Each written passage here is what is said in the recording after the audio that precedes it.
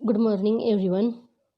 Last लेक्चरला आपण water available to root for the absorption ह्या पॉईंटमधलं स्टडी केलं होतं.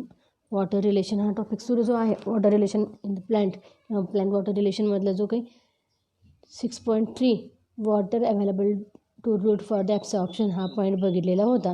त्याच्यामध्ये आपण 4 टाईपचे वॉटर बघितले होते: gravitational water, hygroscopic water, combined water आणि कॅपिलरी वॉटर. ह्या चारीपैकी 3 वॉटर जे आहेत ते अवेलेबल नसतात. ते कोणते? तर ग्रॅव्हिटेशनल वॉटर, हायग्रोस्कोपिक आणि कंबाईंड. हे 3 टाईपचे वॉटर प्लॅन्टसाठी अवेलेबल नसतात. तर कोणतं अवेलेबल असतं? तर कॅपिलरी वॉटर. हे आपण बघितलेलं होतं.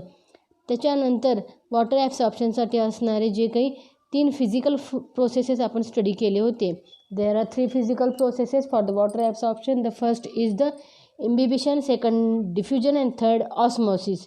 त्यातलं आपण पहिलं बघितलं होतं इम्बिबिशन. एक्झाम्पल सांगितलं होतं wooden doors. Okay, wooden doors are present in our house. हे जे काही दरवाजे असतात, लाकडी दरवाजे, हे रेनी सीझनमध्ये, पावसाळ्यामध्ये काय होतात? हार्ड होतात आणि सहजपणे क्लोज होत नाही किंवा ओपन होत नाही. ह्याचं कारण काय आहे? इम्बिबिशन. सांगितलं होतं का? तर त्याच्यामध्ये असणारी पेक्टिक कंपाऊंड आणि सेल्युलोजने बनलेली सेल वॉल, ह्याच्यामध्ये इम्बिबिशन घडून येतं आणि closing and opening of the door सहजपणे होत नाही. सेकंड आहे डिफ्युजन. आता डिफ्युजन म्हणजे काय? तर diffusion means to disperse. Diffusion means to disperse. आता ह्याच्यामध्ये डेफिनेशन जर आपण बघितली, definition of the diffusion, it can be defined as movement of the ion or atoms or molecule of substance from the region of their higher concentration to the region of lower concentration. एखाद्या ॲटमची, एखाद्या आयनची किंवा मॉलिक्यूलची जी काही movement होत असते, ती movement higher कॉन्सन्ट्रेशनकडून lower कॉन्सन्ट्रेशनकडं होत असते. त्याला म्हटलं जातं डिफ्युजन. आता ही जी मुवमेंट आहे, ही मुवमेंट कशामुळं? तर kinetic energy of the molecules. That movement is due to the kinetic energy of the molecules. Okay, diffusion continues till the equilibrium attain. जोपर्यंत इक्विलिब्रियम अटेन होत नाही तोपर्यंत हे डिफ्युजन कंटिन्यू होत असतं. Diffusion takes place through the permeable cell wall and plasma membrane. Plasma मेम्ब्रेनमधून किंवा जी काही सेल वॉल असते, ती सेल वॉल जर परमिएबल असेल तर त्याच्यामधून होत असतं. Okay, diffusion result in the diffusion pressure. Diffusion कशामध्ये? डिफ्युजन होत असते कधीपर्यंत? जोपर्यंत डिफ्युजन प्रेशर क्रिएट होत नाही. Diffusion pressure means DP, short form आहे diffusion pressure, in short form DP. DP is directly proportional to the number of diffusing particle. DP is directly proportional to the number of diffusing particle. जेवढा particle जास्त असतील तेवढे काय असणार आहे? Diffusion pressure जास्त असणार आहे. Okay, DP of the pure solvent. आता जो काही सॉल्वंट असणार आहे, प्युअर सॉल्वंट एक्झाम्पल आपण घेऊया, pure water. Okay, DP of pure solvent is more than the DP of solvent in the solution. आता प्युअर सॉल्वंट म्हणजे वॉटर, प्युअर वॉटर. ह्याच्यामध्ये एखादा सॉल्वंट जर ॲड केला, समजा साखर ॲड केली, तर दोघांच्यामध्ये DP कोणाचा जास्त असणार आहे? दोघांच्यामध्ये डिफ्युजन प्रेशर कोणाचं जास्त असणार आहे? तर पाण्याचा. कारण त्याच्यामध्ये काय आहेत? मॉलिक्यूल काय आहेत? प्युअर मॉलिक्यूल असणार आहेत वॉटरचे. आणि सॉल्वंट असेल तर त्याच्यामध्ये सोल्यूट असणार आहेत, म्हणजे water plus molecule of the glucose असणार आहे. त्यामुळे त्याचा DP कमी असणार आहे as compared to DP of the pure water. Okay, आता हा जो काही DP ऑफ प्युअर वॉटर आहे, right on the equation, DP of pure solvent minus DP of solvent in solution. DP of pure solvent minus DP of solvent in solution is equal to DPD. आता DPD म्हणजे काय? Diffusion pressure deficit. म्हणजे काय असणार आहे? पाणी आणि साखरेच्या पाणीमधला जो फरक आहे डिफ्युजनमधला, त्याला म्हटलं जातं DPD, डिफ्युजन प्रेशर डेफिशिट. लक्षात घ्या, DP of pure solvent, diffusion pressure of pure solvent म्हणजे लक्षात घ्या पाणी, आणि DP of solvent in solution म्हणजे साखरेचं पाणी. ह्या दोघांच्या मधला जो काही डिफरन्स आहे, त्या दोघांच्या मधला जो डिफ्युजन प्रेशरचा डिफरन्स आहे त्याला म्हटलं जातं डिफ्युजन प्रेशर डेफिसिट, किंवा त्याला सक्शन प्रेशर म्हटलं जातं, किंवा त्याला काय म्हटलं जातं सक्शन प्रेशर SP. ओके, हा जो फरक आहे त्याला DPD म्हटला जातो. आणि मग DPD हा कोणाचा जास्त असणार, DPD हा जो असेल, DPD म्हणजे काय, DP of pure water minus DP of solvent in solution.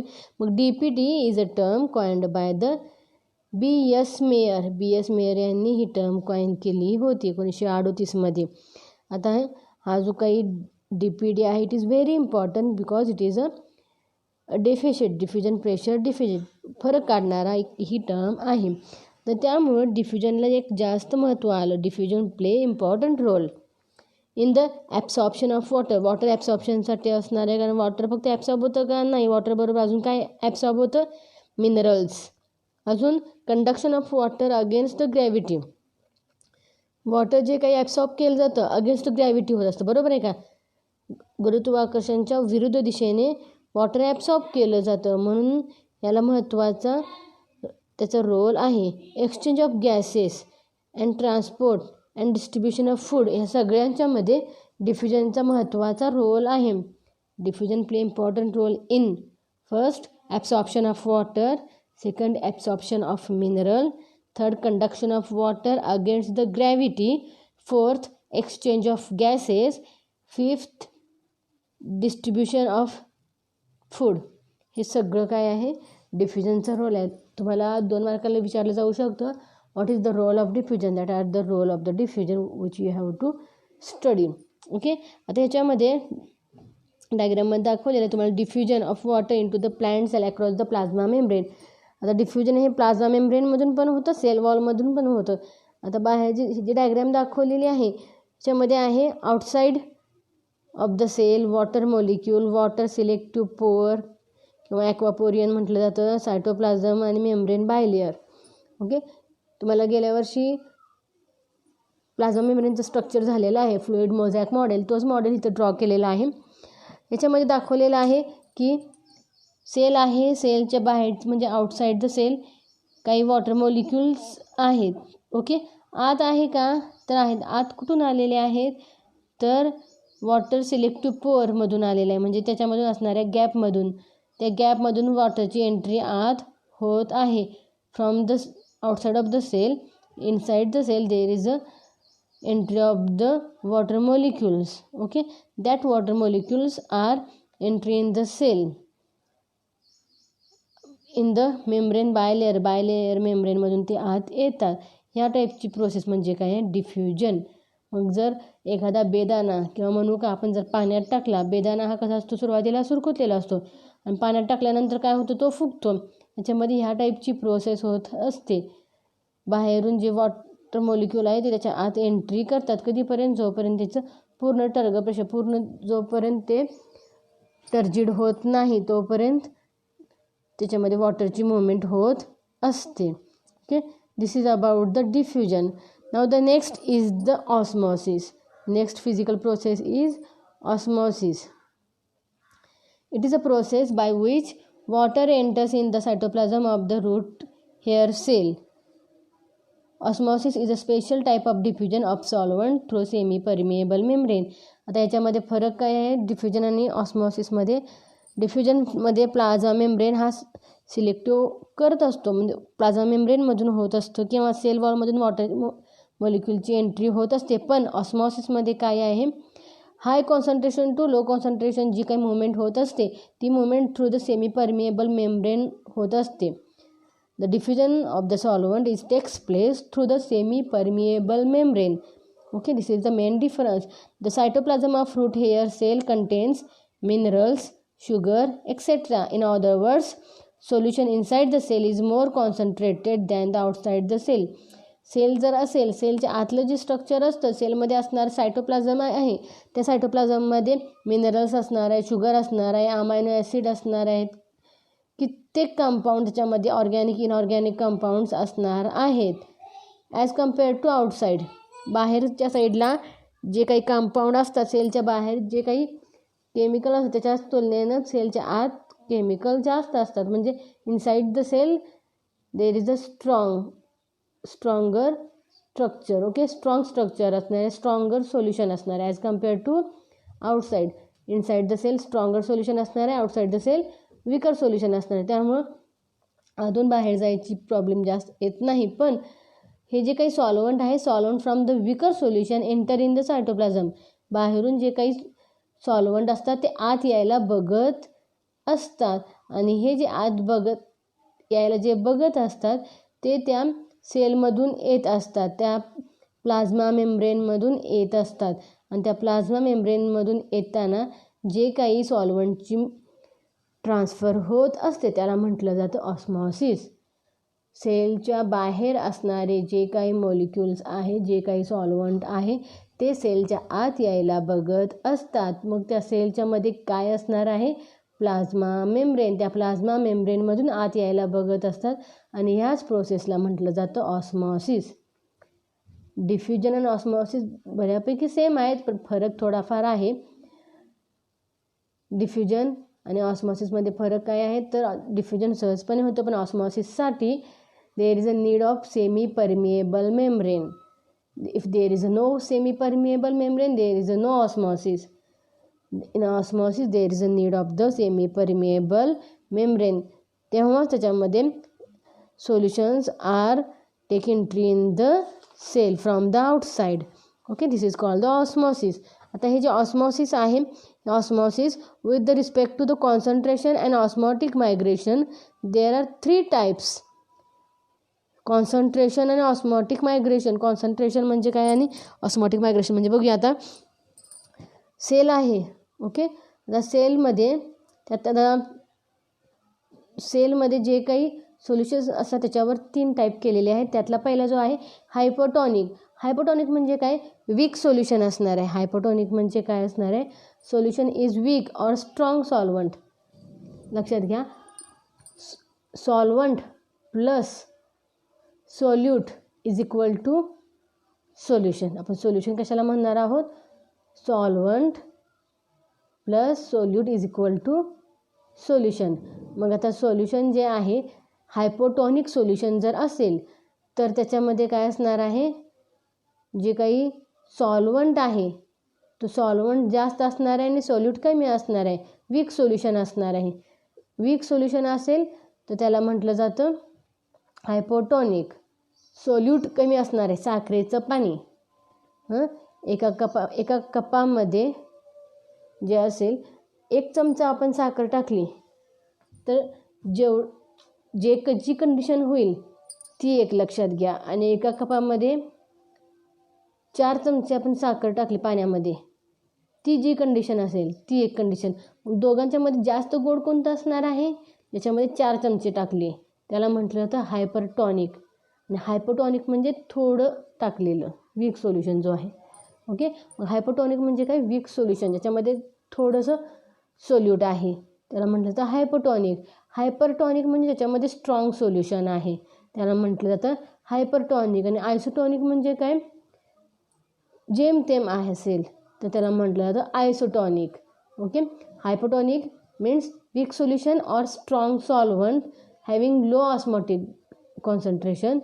हायपोटॉनिक म्हणजे strong solution or weak solvent having high osmotic concentration.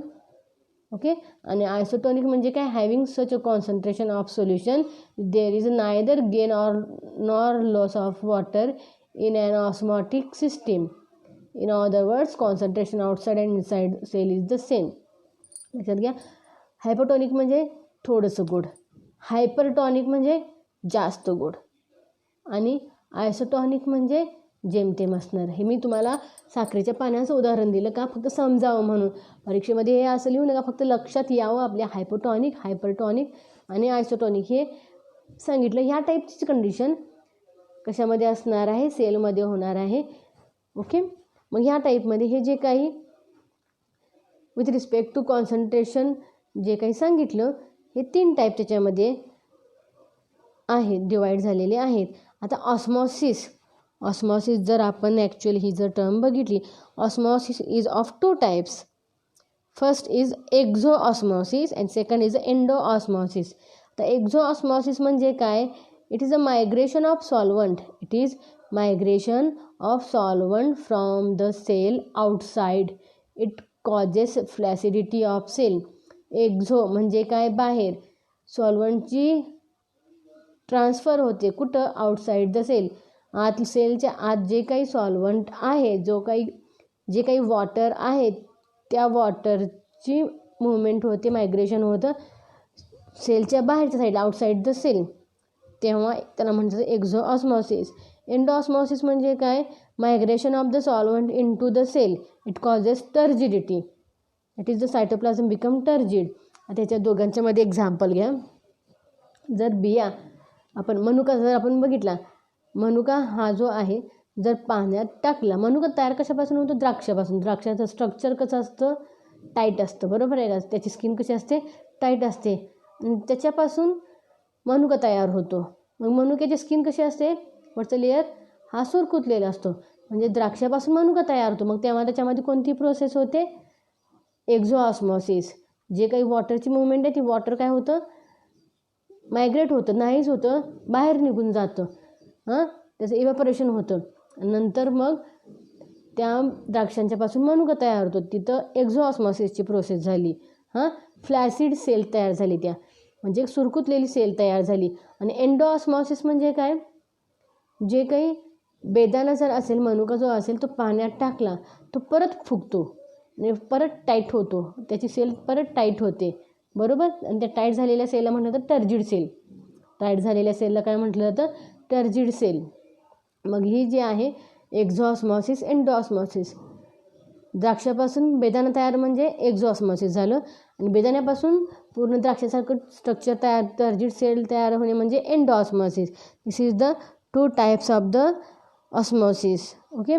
आता ही जी काही टर्जिडिटी आहे, turgidity increase the turgor pressure. कधीपर्यंत पाणी आत ॲब्सॉर्ब करणार आहे तो मनुका, तो बेदाणा किंवा जे काही सीड असेल, कधीपर्यंत करणार आहे? की जोपर्यंत जो काही टर्गर प्रेशर म्हणजे TP, टर्गर प्रेशर म्हणजे काय? TP. ओके. कधीपर्यंत करणार आहे? The TP exerted on the cell membrane and cell wall. TP म्हणजे काय असणार आहे? टर्गर प्रेशर जो सेल मेम्ब्रेनवर किंवा सेल वॉलवर एक्झर्ट होतो. आणि हा जो काही TP कधीपर्यंत होणार आहे? जोपर्यंत वॉलवर प्रेशर होईल. वॉल प्रेशर आणि टर्गर प्रेशर जोपर्यंत समान होता तोपर्यंत त्याच्यामध्ये काय होणार आहे? एंडोऑस्मॉसिस होणार आहे. आणि जेव्हा समान होईल, when the turgor pressure is equal to the wall pressure, तेव्हा ती प्रोसेस काय होते? एंडोऑस्मॉसिसची तिथं थांबते. This is the endosmosis. कधीपर्यंत? When the TP is equal to WP, at that time there is a endosmosis is stop. Okay, this is about the 2 types of the endosmosis. आता हे जे काही एंडोऑस्मॉसिस झालं, तर एंडोऑस्मॉसिस नंतर ही जी प्रोसेस आहे ती बोथ अपोजिट डिरेक्शन होत असते. वॉल प्रेशर जो आहे काय होत असतं? वॉल प्रेशर म्हणजे सायटोप्लाझममधून जो प्रेशर आहे तो वॉलवर होतो, सेल वॉलवर ढकलला जातो. आणि वॉल प्रेशर काय आहे? बाहेरून जे काही आत केमिकल येत असतात तो असणारा प्रेशर. टर्गर प्रेशर आणि वॉल प्रेशर दोन्हीही एकमेकाला अपोजिट असतात. मग आता राहिला पॉईंट कोणता? Osmotic pressure. OP, the pressure exerted due to the osmosis is the osmotic pressure. Osmotic pressure म्हणजे काय? ऑस्मॉसिसमुळं जो काही प्रेशर येतो त्या सेलवर त्याला म्हटलं जातं ऑस्मॉटिक प्रेशर. आता हा जो काही ऑस्मॉटिक प्रेशर आहे, osmotic pressure is pressure of the solution which is required in opposite direction.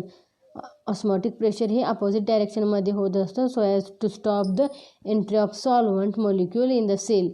कशासाठी हा प्रेशर होतो? जे काही सॉल्वंट मॉलिक्यूल सेलमध्ये येत असतात ते येऊ नये, थांबावं म्हणून हा ऑस्मॉटिक प्रेशर क्रिएट होत असतो. आणि जेव्हा हा जो काही ऑस्मॉटिक प्रेशर आहे तो osmotic pressure equivalent to the pressure which must be exerted on the prevent flow of the solvent across the semi permeable membrane. म्हणजे थोडक्यात काय? ऑस्मॉटिक प्रेशर जो असतो तो कधीपर्यंत इक्विव्हॅलंट असणार आहे? कशाशी? तर सॉल्वंटवर जो काही सॉल्व्हंट असेल त्याच्यावर होणारा प्रेशर एवढा. मग थोडक्यामध्ये हा जो प्रेशर असणार आहे हे आपण त्याच्यामध्ये सांगू शकतो की DPD is equal to, DPD म्हणजे काय, diffusion pressure deficit is equal to osmotic pressure minus turgor pressure.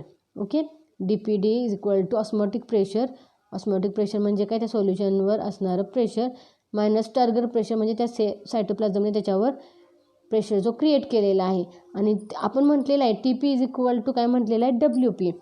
मग तीच व्हॅल्यू जिथे घातलेली आहे DPD is equal to OP minus WP. TPच्या ऐवजी आपण काय केलेलं आहे तर WP घातलेला आहे.